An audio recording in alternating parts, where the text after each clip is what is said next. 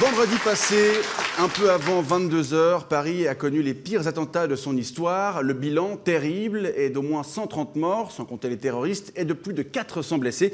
Une semaine après, on va revenir sur les conséquences de ces actes de barbarie avec vous, Jean-Pierre Garnier, bonsoir. Bonsoir. Vous êtes conseiller stratégique auprès de la présidence de la République. Merci beaucoup d'être avec nous. Alors, 8 jours après les attentats, comment vous analysez la situation d'un point de vue géopolitique ? Eh bien, comme tout le monde le sait, la France a été attaquée par une armée de terroristes. Alors, on ne peut pas tout à fait parler d'armée. C'était plutôt des petits groupes de criminels, certes bien organisés et lourdement armés, mais ce n'était pas une armée. Oui, vous jouez sur les mots. Une armée, convenez-en, c'est plus facile à appréhender pour le peuple, qui a besoin de percevoir des messages clairs, des messages simples. Il faut communiquer simplement avec le peuple. Par ailleurs, qui dit armée dit guerre. Qui dit guerre dit chef de guerre. Cela a permis au président de la République de troquer son costume de Flamby ou de Fraise des Bois contre celui de chef de guerre. Et je vous l'avoue, cela lui a considérablement remonté le moral. Alors, cette guerre, elle dure depuis maintenant 14 ans, puisque c'est George W. Bush qui l'a initiée au lendemain des attentats du 11 septembre. Et le mot « guerre » était d'ailleurs sorti lors d'un de ses discours, dont le contenu n'est pas sans rappeler celui de François Hollande au lendemain du 13 novembre. Eh bien oui, voyez-vous, même cause, mêmes effets, nous sommes en guerre, nous sommes en guerre. Alors pourtant, George W. Bush n'est pas tout à fait du même bord politique que le président de la République. Mais ce n'est plus une question de politique, monsieur, je ne sais plus comment, oui, peu importe. C'est la nation qui est en guerre contre la terreur. La nation, monsieur. Oui. Et d'ailleurs, la France n'a pas attendu, pardonnez-moi, n'a pas attendu pour agir. Voyez-vous, le lendemain des attaques, elle a triplé ses frappes contre Daesh et quelques jours après, eh bien, elle a bombé encore davantage le torse. Que dis-je, bomber le torse? Elle a brandi son phallus en acier, en appareillant s'il vous plaît, un peu de respect. Là. Son phallus d'acier en appareillant le porte-avions Charles de Gaulle qui a quitté la rade de Toulon pour appareiller en direction de la mer Méditerranée ou large des côtes de Syrie. Et dès lors, à partir de maintenant, nous allons orchestrer des attaques depuis la France pour détruire notre ennemi là-bas. Un peu comme l'a fait Daesh, qui a orchestré des attaques depuis là-bas pour détruire son ennemi en France. Oui, sauf que nous, eh bien, je pense que nous allons tuer beaucoup plus de monde. Ah, oui. Oui, sinon notre vengeance, voyez-vous, ne serait pas satisfaite. Alors, cette vengeance, justement, oui. Encore un terme que ne renierait pas Bush, vous pensez qu'elle va être efficace ?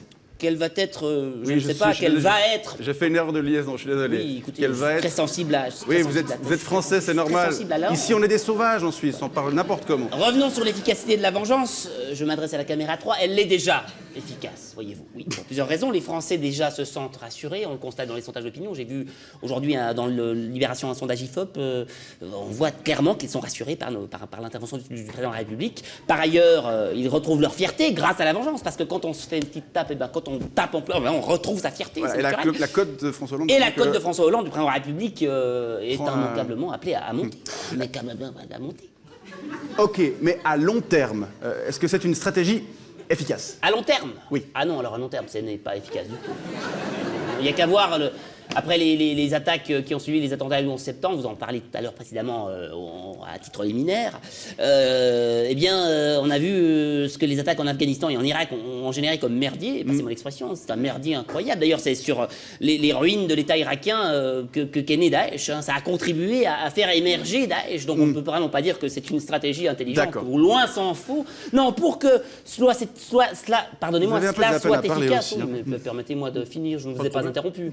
Permettez-moi pour finir, donc je ne vous ai pas interrompu, de dire que si nous voulions que cela soit efficace à long terme, eh bien il faudrait prendre à bras-le-corps le problème des banlieues, voyez-vous, y réduire les inégalités, y réduire le chômage, faire en sorte que l'éducation soit valorisée un maximum, investir à mort dans l'éducation nationale, proposer à ces jeunes un peu paumés autre chose comme perspective que de se retrouver derrière un comptoir du McDo pour ceux qui réussissent. Non, mais pour faire tout ça, monsieur, il faut du temps, du temps et des efforts. Et malheureusement, du temps, nous n'en avons pas beaucoup. 2017, c'est demain.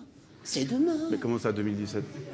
Ah, c'est l'année de l'élection présidentielle. Mais oui, si le président de la République veut jouer la toute petite chance qui lui reste encore et tenter de sauver son siège, eh bien, il doit saisir cette magnifique opportunité et immédiatement couper l'herbe sous les pieds de Nicolas Sarkozy et Marine Le Pen. Il n'y a pas de choix, Ok, mais c'est pas vraiment une solution à long terme contre le terrorisme, ça. Oui, on verra. De toute façon, l'humanité est condamnée à disparaître à cause du réchauffement climatique. Alors, si vous voulez, le long terme, ce n'est plus vraiment un étalon de mesure. Je vois ça. Jean-Pierre Garnier, je vous remercie pour cet éclairage sur les conséquences de ce drame d'un point de vue géopolitique. La géopolitique dont on aura compris qu'elle est comme toujours finalement rien d'autre qu'un enjeu de politique intérieure. Pas du tout.